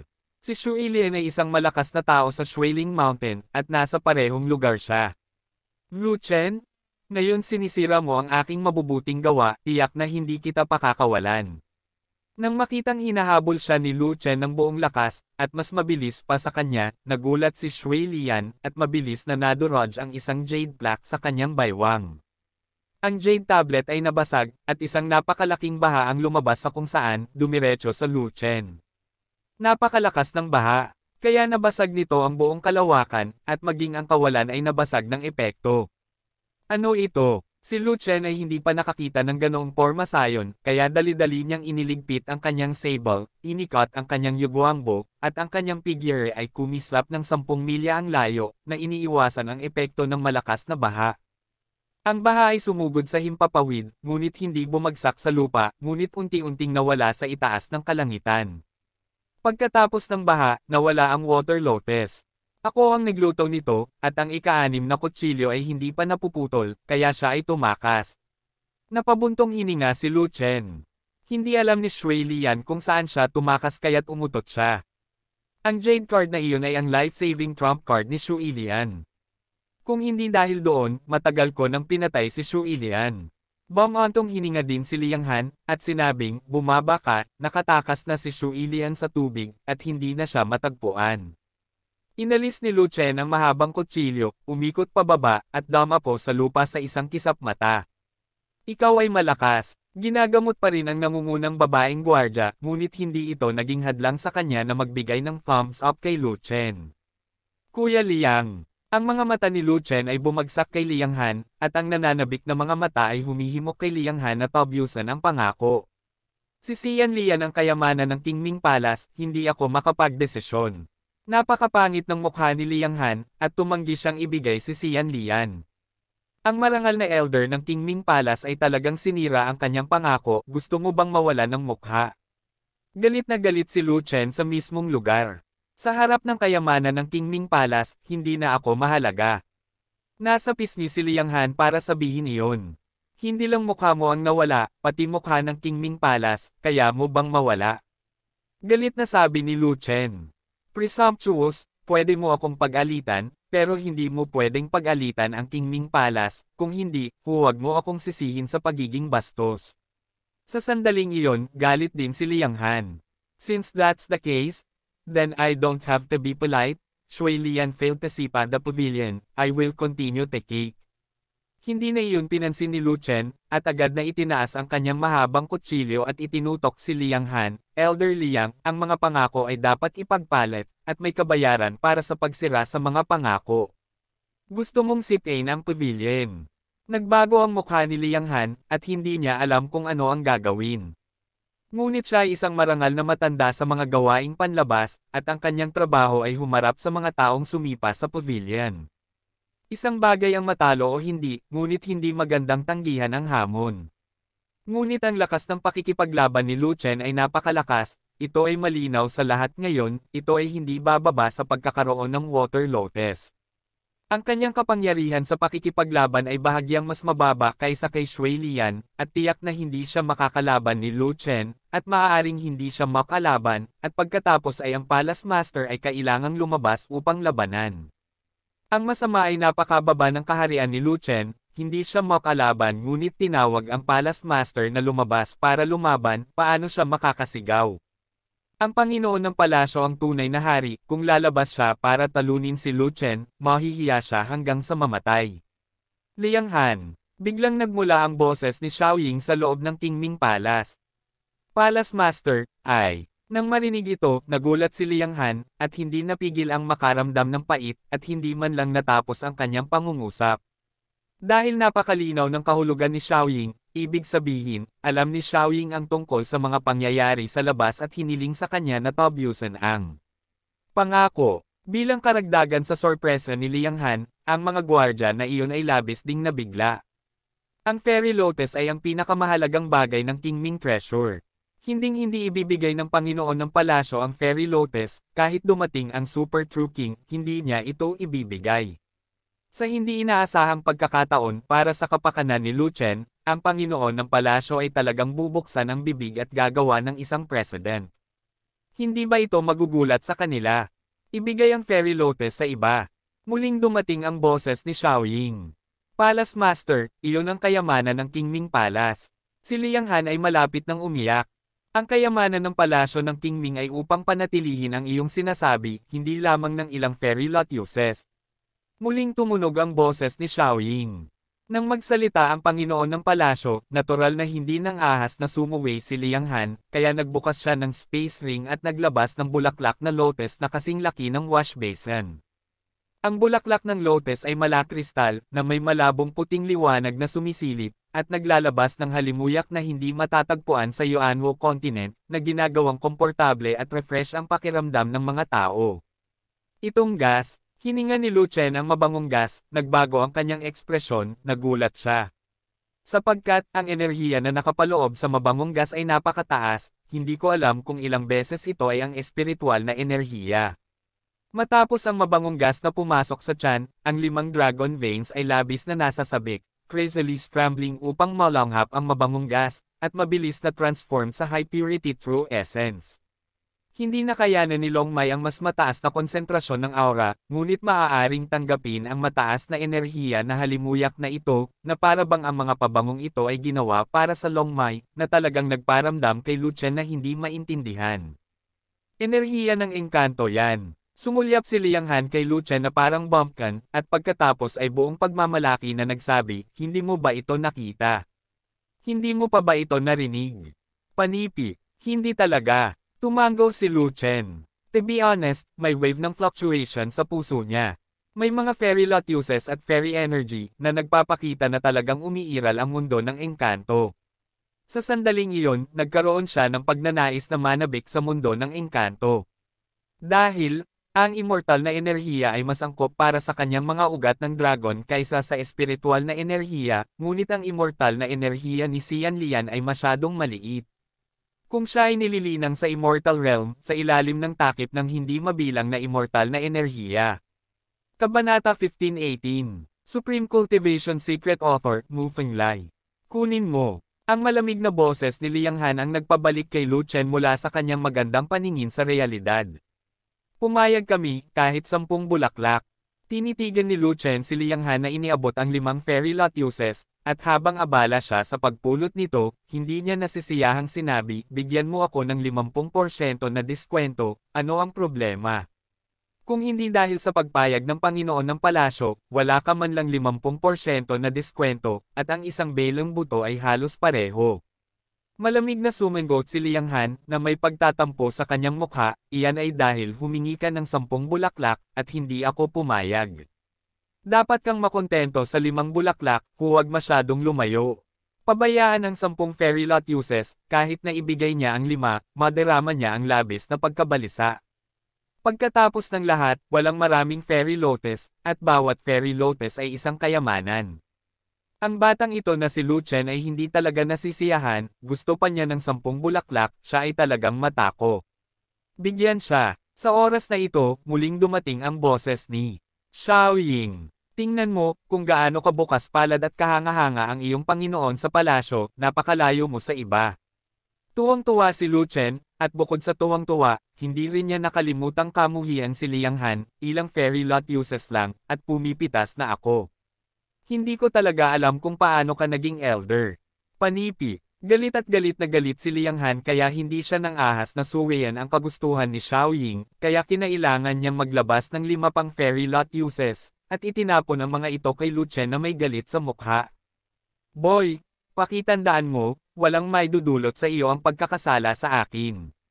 Hindi kita sinasaktan, wala akong ginagawang mabuti. Kinuha ni Lu Chen ang isang fairy lotus at iwinagayway ito sa harap ni Liang Han, kung hindi ako makakakuha ng fairy lotus. Ikaw, si Liang Han ay halos masugitan sa loob ni Lu Chen, ngunit hindi niya nagawang talunin si Lu Chen, kaya inis niyang tinapakan ang kanyang mga paa. At sa sandaling ito, muling dumating ang boses ni Xiaoying, dalhin sina Lu Chen at Xiaowan sa pangunahing tuktok. Ano? Nang marinig ito, natigilan si Liang Han, maging ang mga gwardya ay natigilan. Ang pangunahing tuktok, iyon ay ang sentro ng Qingming Palace, at ang lugar din kung saan matatagpuan ang Palace Master. Hindi banggitin ang mga disipulo ng palasyo ng Qingming, sila ang mga matatanda ng palasyo ng Qingming. Kung wala ang pagpapatawag ng Palace Master, walang sino man ang maaaring pumunta sa pangunahing tuktok ng basta-basta. Bukod dito, ang mga pangunahing disipulo lamang ang may pagkakataong ipatawag ng Panginoon ng palasyo, ang mga panloob na disipulo ay walang ganitong kwalifikasyon, lalo pa ang mga panlabas na disipulo. Gayunpaman, si Xiao Wan, isang panlabas na disipulo, ay talagang ipinatawag ng Palace Master na ang unang pagkakataon sa kasaysayan. Mabuti kung ipatawag ng Panginoon ng palasyo si Xiao Wan, tutal si Xiao Wan ay isang disipulo ng palasyo ng Qingming. Ngunit nakakagulat na pinakawalan ng Panginoon ng palasyo si Lu Chen. Sa Qingming Palace, ang mga lalaki ay ipinagbabawal na pumasok, at ang panuntunang ito ay hindi kailanman nilabag sa loob ng maraming taon. Sa hindi inaasahang pagkakataon, sinira ito ng may-ari ng palasyo para kay Lu Chen. Palace Master, si Lu Chen ay hindi isang babae, siya ay isang tunay na lalaki. Hindi na nakatiis ang babaeng bantay sa ulo, agad siyang tumayo, at sinabi sa direksyon ng pangunahing tuktok ng palasyo ng Qingming. At sa sandaling tumayo siya, nakuha ang atensyon ni Lu Chen. Dahil ang kanyang mga putol na paa ay tumubo sa ilalim ng pagsisikap ng ibang mga gwardya na iligtas siya. Ang mga gwardya na iyon ay pawang mga santo, lahat sila ay mga elite ng palasyo ng Qingming, lahat sila ay nagpractice ng banal na sining ng Tianlian, at lahat sila ay gumaling. Ang mga malubhang pinsala tulad ng mga sirang kamay at paa ay maaari ding ayusin sa maikling panahon sa pamamagitan ng paggamit ng sagradong sining ng makalangit na lotus. Kung ang mga field healers ng Fnatic Legion ay mayroon ding ganoong paraan, kung gayon ang mga sundalo ng buong Fnatic Legion ay magiging mas mahusay sa larangan ng digmaan. Ang buhay ay garantisadong. Mula sa sandaling iyon, naging mas sabik si Lu Chen para sa Holy Art of Heavenly Lotus sa Qingming Palace. Medyo espesyal siya. Gagawa ako ng exception para sa kanya at papayagan siyang makapasok sa Qingming Palace. Sa loob ng Qingming Palace, muling dumating ang boses ni Xiao Ying, na parehong utos at utos. Palace Master, may gustong sabihin ang nangungunang babaeng guard, ngunit pinigilan ni Liang Han, huwag ka nang magtanong pa, hayaan mo na lang si Lu Chen. Elder Liang, palaging binibigyang importansya ng master ng palasyo ang mga patakaran sa palasyo, paano siya makakagawa ng exception para sa isang lalaki? Nagtatakang tanong ng babaeng guard. Ang Palace Master ay hindi gumagawa ng exception para sa isang lalaki, ngunit para sa Spirit King. Bumantong hininga si Liang Han, at muling sinabi, mas iniisip ng Panginoon ng palasyo ang tungkol sa Fairy Lotus, kahit na dumating ang Super True King para hilingin ito, hindi ibibigay ng Panginoon ng palasyo ang kalahati nito, ngunit sa pagkakataong ito natugunan nito ang kahilingan ni Lu Chen, dapat itong makita sa mukha ni Haring Ling. Nang sabihin ito ni Liang Han, ito ay may katuturan, at ang mga gwardya ay hindi na nagsalita pa. Pumasok kayong dalawa sa akin. Galit na sinulyapan ni Liang Han si Lu Chen, at pagkatapos ay pinona si Lu Chen sa Qingming Palace. Sa loob ng palasyo ng Qingming, naroon ang lahat ng Chongluyuyo, na walang katapusan, mabango at maganda, at may mga grupo ng mga dilag.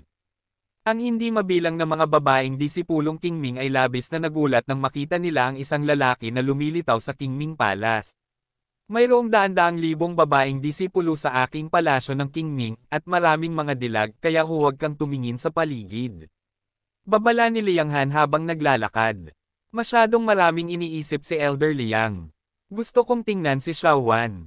Bagamat ang ibang mga disipulo ng Qingming ay maganda rin, sila ay hindi gaanong maganda kaysa sa aking Xiao Wan.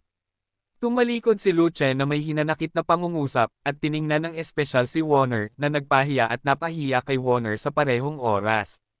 Si Liang Han ay labis na nabuli na muntik na siyang magkaroon ng internal injury, at hindi siya ang kalaban ni Lu Chen, kaya't wala siyang ibang pagpipilian kundi ang lunukan ang kanyang hininga at hindi na nagsalita, tahimik lamang siyang namumuna sa daan. Sa Qingming Palace, mayroon ding partikular na flight ban. Ang mga nasa ibaba ng tunay na hari ay dapat maglakad sa paglalakad. Mula sa tarangkahan ng bundok hanggang sa pangunahing taluktok, mayroong distansyang 100,000 li, na hindi isang maikling distansya para sa isang distansya sa loob ng isang sekta. Bukod dito, napakaraming pavilion sa Qingming Palace, at ang mga kalye ay parang isang maze. Kung walang gagabay sa iyo, madaling maligaw sa unang pagpasok sa palasyo. Nang inis si Liang Han, nagbigay siya ng isang mahirap na problema para kay Lu Chen. Sinadya niyang binilisan ang kanyang lakad at tumakbo sa mga kalsadang iyon na parang lumilipad. Sinadya niyang itulak si Lu Chen palayo, at hayaang tumakbo si Lu Chen sa likod ng kanyang puwitan para lang mapahiya si Lu Chen. Kahit na si Lu Chen ay napakatalino at may malaking potensyal, kahit na siya ay may kapangyarihan sa pakikipaglaban ng Jade Bone Saint, wala siyang bilis ng Jade Bone Saint, di ba? Ngunit hindi niya inaasahan na binilisan lang niya ang kanyang lakad at tumakbo sa isang kalye, ngunit nabigo siyang itapon si Lu Chen. Sa halip, nalaman niyang sinusundan pa rin siya ni Lu Chen, naglalakad ng hindi nagmamadali, at ang bilis ay hindi sa ilalim niya. Hindi lang si Lu Chen ang ganito, ngunit maging ang panlabas na disipulong si Xiao Wan ay ganito, ang bilis ay napakabilis, ito ay ganap na lampas sa kanyang inaasahan. Nag-practice ka na ba ng footwork? Napansin ni Liang Han na ang estilo ng paglalakad ni Lu Chen at Xiao Wan ay halatang isang high-level footwork, kaya hindi niya maiwasang magtanong ng may pagtataka. Nag-practice ng kaunti, ngumiti si Lu Chen, at naging mapagpakumbaba sa harap ni Liang Han. Nagsasanay lang ng kaunti, kaya mo bang tumakbo ng napakabilis? Sino ang dinadaya mo? Hindi naniwala si Liang Han. Kung hindi ka manloloko, sinong dadayain mo? Sa susunod na pangungusap, halos mabuga ni Lu Chen ang mga baga ni Liang Han. Anong footwork mo? Sa pagtitiis sa sakit ng kanyang mga baga na sumasabog, kinagat ni Liang Han ang bala at nagtanong. Walang paraan, ang kanyang bilis ay isa sa pinakamahusay sa Qingming Palace, ngunit sa pagkakataong ito ay natisod siya sa yapak ni Lu Chen, talagang ayaw niyang matalo sa Qingtian Venerable na ito na mas mababa kaysa sa kanyang sariling kaharian, kaya talagang gusto niyang alam kung paano nag-practice si Lu Chen ng ano. Kabanata 1519, Supreme Cultivation Secret Author, Mu Fenglai. Hindi ko rin alam. Nakapulot ako ng libro sa Eastern Wasteland. Walang pamagat ang libro, pero may paraan para turuan ang mga tao kung paano tumakbo. Sinanay ko ito sa Warner. Dumating si Lu Chen sa sandaling ibukan niya ang kanyang bibig, casual na kumikislap.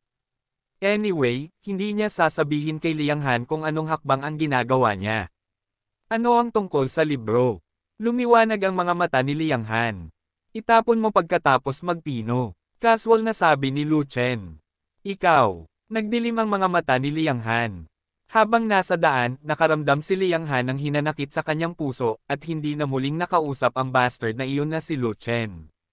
Gayunpaman, hindi tumigil doon si Liang Han. Siya at si Lu Chen ay naging mas seryoso, lihim na nagpakalat ng tunay na enerhiya ng buong katawan, at pinataas ang bilis sa limitasyon. Ang isang hakbang ng 10-10 milya ay kasing bilis ng kidlat. Ngunit hindi pa rin niya maalis sina Lu Chen at Warner, gaano man siya kabiles, sinundan siya ng dalawa, at nanatili sila sa kanyang tabi na hindi nagbabago. Saglit, tumingin siya kay Lu Chen na napakalmado, at naghinala pa na ang bilis ni Lu Chen ay mas mabilis pa kaysa sa kanya. Kailangan lang siya ni Lu Chen na manguna, kaya sumunod na lang siya sa tabi niya nang hindi nagmamadali, kung hindi, baka matagal na siyang nawala. Ang pangunahing tuktok ng palasyo ng Qingming ay ang pinakamataas na tuktok sa lahat ng mga taluktok sa palasyo ng Qingming, at mayroon din itong pinakamaraming aura. Ang tuktok ng bundok ay kung saan matatagpuan ang bulwagan ng master ng palasyo, at ito rin ang lugar kung saan nakatira ang master ng palasyo na si Xiao sa mahabang panahon. Nagtayo si Xiaoying ng isang piging sa bulwagan upang linisin si Linghua, kaya natural na gusto niyang tawagan sina Lu Chen at Xiao Wan sa handaan. Kung hindi, maaaring hindi tanggapin ni Linghua ang kanyang piging, lalo pat manatili. Bilang isa sa mga malalakas na lalaki sa Qingming Palace at ang kanyang kanang kamay, natural na nanatili si Liang Han upang samahan siya. Ang piging ay puno ng mga pambihirang pagkain na may mga espesyal na sangkap, alinman sa mahalagang karne ng hayop o mahalagang espiritual na mga gulay, maging ang spirit wine at spirit tea ay top-notch. Anumang bagay sa upuang ito ay may epekto ng pagpapalakas ng katawan at may mataas na halaga. Umupo si Liang Han, at pagkatapos ay nagpadala ng boses kay Xiaoying, Guro, bakit mo ginawa ang napakalaking halimbawa para kay Lu Chen, pinaponte si Xian Lian at pinapasok siya sa Qingming Palace. Umaasa ang palasyong ito na magbigay ng mga mapagkukunan para sa Spirit Race at tulungan sila sa kanilang paglilinang, at pumayag ang Spirit King. Nang tumugon si Xiaoying ng ganito, agad na naunawaan ni Liang Han ang pagsilang ng Spirit Race. Bago magtatag ng komunikasyon sa mga nakatataas ng human race, may natural na hindi mabilang na malalaking puwersa na gustong makipag-ugnayan sa Spirit Race at umaasa na makipagtulungan sa Spirit Race. Sa panahong ito, kahit anong puwersa ang nakikipagtulungan sa Spirit Race, ang pagbibigay sa Spirit Race cultivation resources ay isang maagang pamumuhunan sa Spirit Race. Pagkatapos, ang angkan ng espiritu at ang mataas na antas ng sangkatauhan ay nagtatag ng komunikasyon at muling tinapos ang relasyon ng alyansa. Ang mataas na antas ng sangkatauhan ay dapat magkaroon ng maraming mapagkukunan upang ibuhos sa angkan ng espiritu. Sa oras na iyon, ang sinumang nakikipagtulungan sa angkan ng espiritu sa unang bahagi ng yugto ay makakakuha ng malaking benepisyo. Kahit na hindi ka makakakuha ng bahagi ng malalaking mapagkukunan, maaari ka pa ring magkaroon ng isang tiyak na masasabi sa alyansa sa pagitan ng sangkatauhan at ng lahi ng espiritu. Napakahalaga ng karapatang magsalita. Napakaraming makapangyarihang tunay na hari sa matataas na antas ng sangkatauhan. Kung itataguyod ni Xiaoying ang alyansa sa pagitan ng lahi ng tao at lahi ng espiritu, ang kanyang katayuan ay lubos na mapapabuti, na hindi masusukat sa dami ng mga mapagkukunang ginamit. Sumang-ayon ang Spirit King na payagan ang Qingming Palace na suportahan ang Lingzhou, na nangangahulugan na tinatanggap ng Lingzhou ang puhunan ng Qingming Palace, na nagbibigay ng pagkakataon sa Qingming Palace na lumahok sa mga gawain sa pagitan ng Lingzhou at ng sangkatauhan. Kaya sa ganoong mahalagang kaganapan, hindi katakataka na ipinakita ni Xiaoying ang kanyang pabor sa Ling King sa lahat ng posibleng paraan, tulad ng Fairy Lotus, at mga ipinagbabawal na regulasyon ng Qingming Palace, na lahat ay hindi pareho.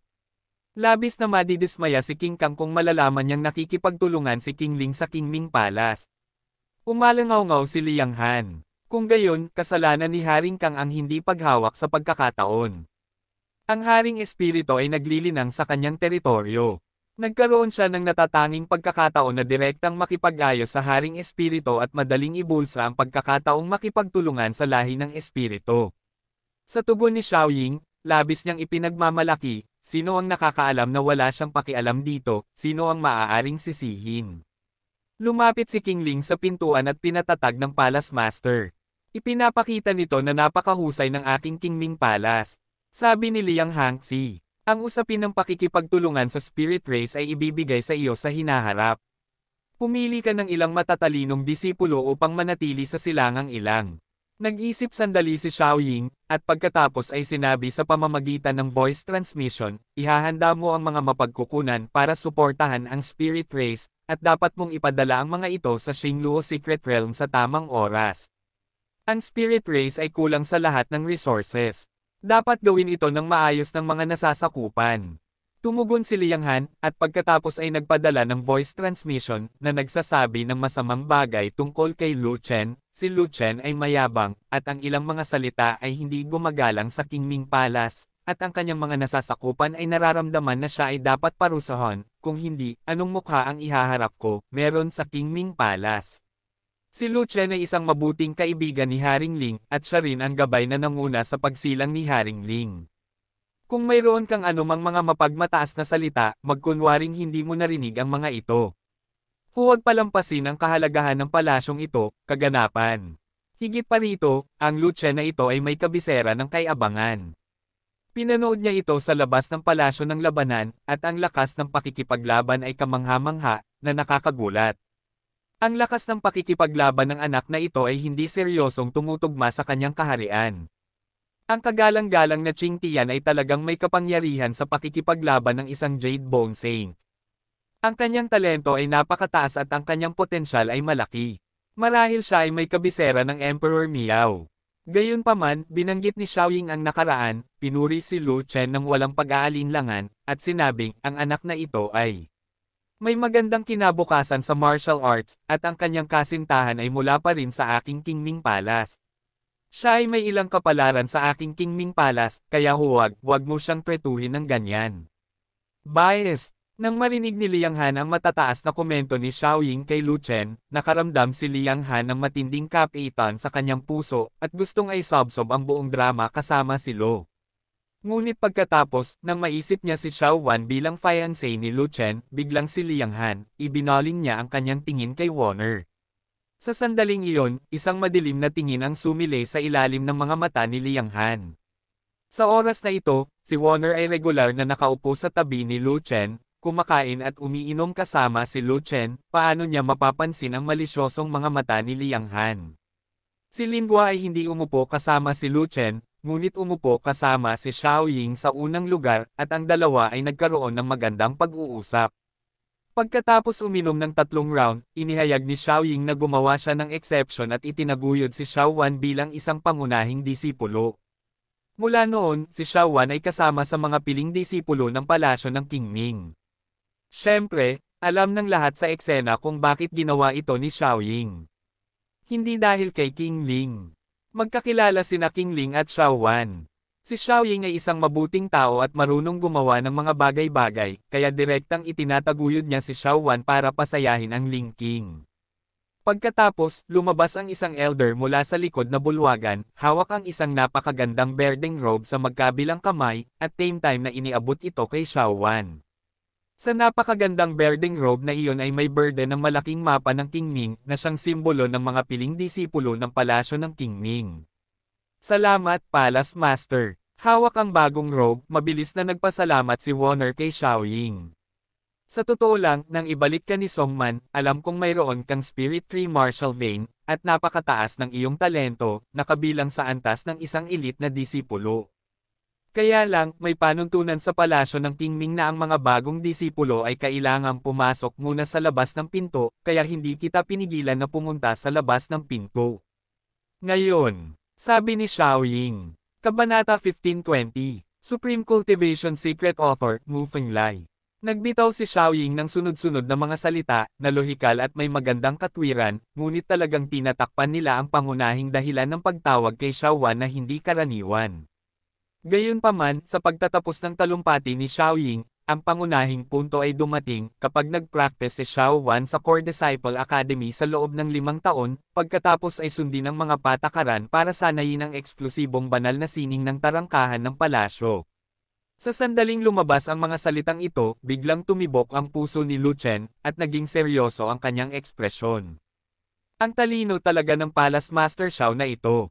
Isang panig ang tumatawag kay Warner, ngunit ang kabilang panig ay nagbabawal kay Warner na makipag-ugnayan sa sagradong sining ng Tianlian sa malapit na hinaharap.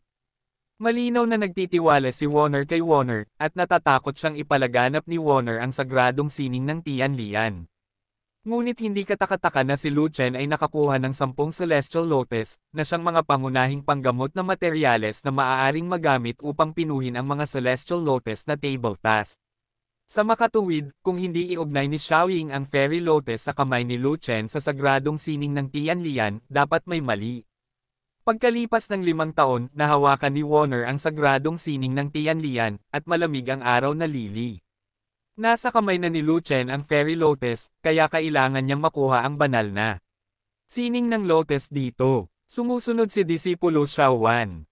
Sinabi ni Warner, at pagkatapos ay yumuko kay Xiaoying, mayroon akong maliit na kahilingan, nakikiusap ako sa Panginoon ng Palasyo na magpakita ng awa, at hayaang bumaba si Senior Sister Songman mula sa Sin Mountain.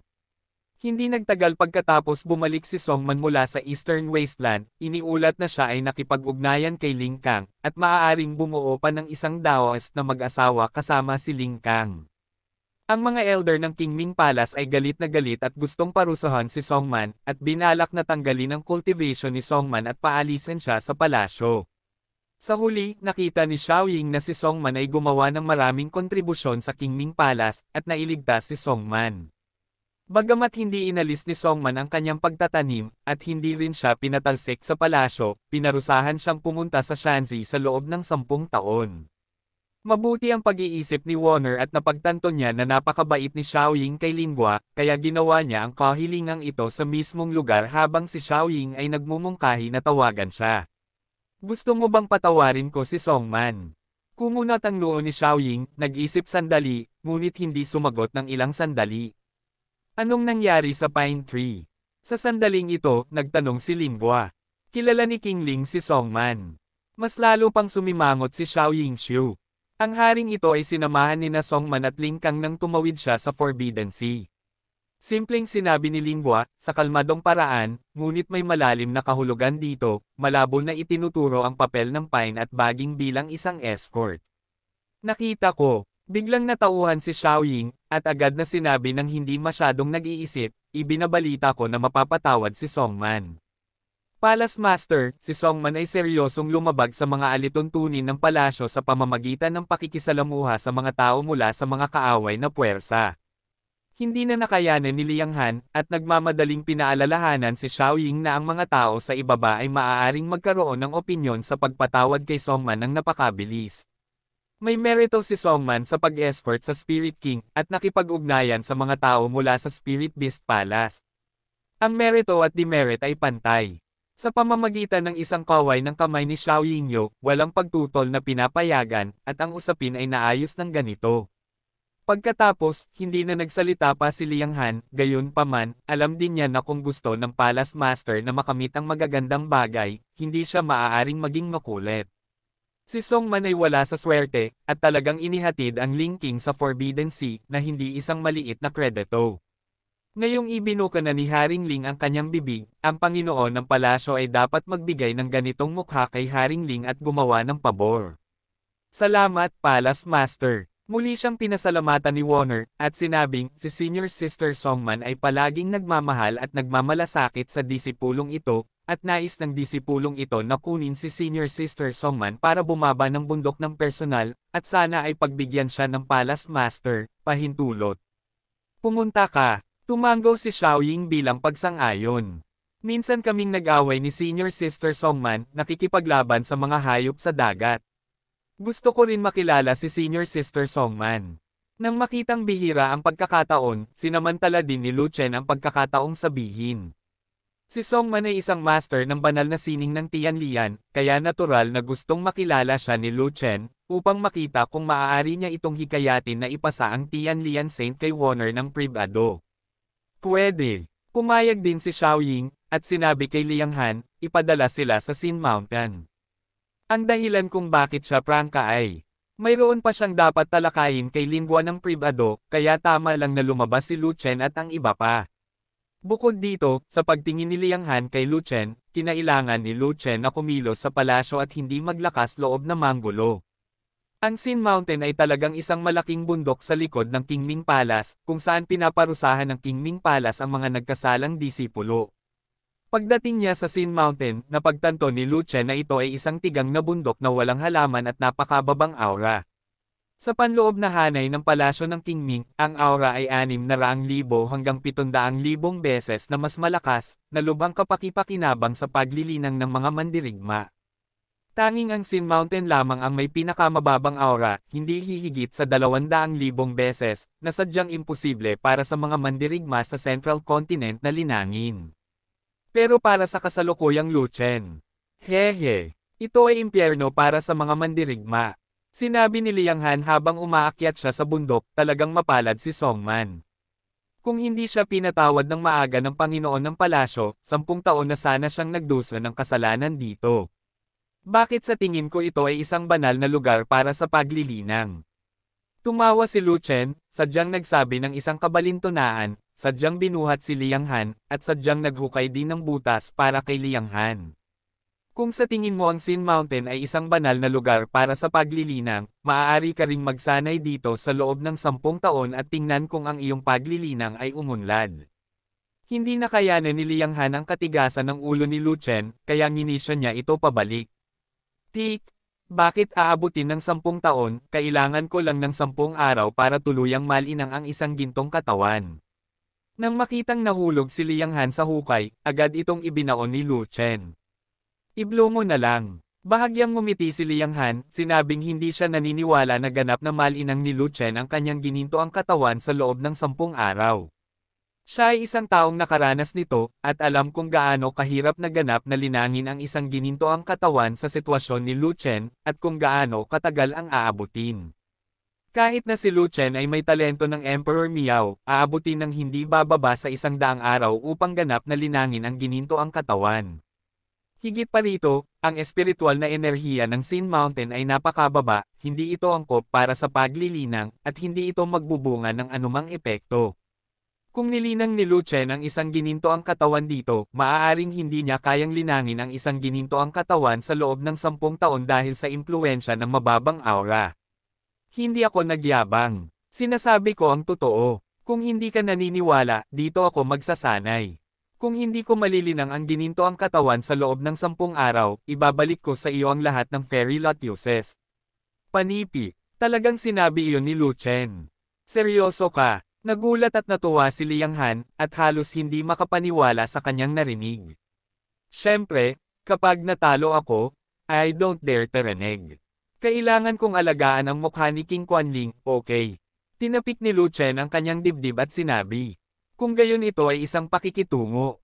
Gusto kong makita, sa mababang aura, kaya mo bang baliktarin ang mundo? Si Liang Han ay mukhang kalmado, ngunit ang kanyang puso ay labis na nasisiyahan. Noon pa man ay mahal na niya ang 10 fairy lotuses, at ngayon ay nagkaroon na siya ng pagkakataong mabawi ang mga ito. Kung gusto ni Lu Chen na manatili sa Qingming Palace ng 10 araw, tiyak na tatanggi siya. Pero sa Sin Mountain kaya mo. Kahit na ang Sin Mountain ay kabilang sa Qingming Palace, ito ay masyadong malayo para masabing desyerto. Ano man ang gawin ni Lu Chen dito, hindi ito makakaapekto sa Qingming Palace, kaya makatitiyak ka. Higit pa rito, palagi niyang susubaybayan si Lu Chen, ganap na ligtas. Pagkalipas ng 10 araw, susurpresahin kita. Tumawa si Lu Chen, at nagpatuloy sa paglalakad sa Sin Mountain. Mula sa gilid ng bundok hanggang sa tuktok ng bundok, may mga kuweba, bato, at maraming gwardiya na matigas ang mukha. May kakulangan ng berdeng sigla dito, at may kalungkutan sa lahat ng dako.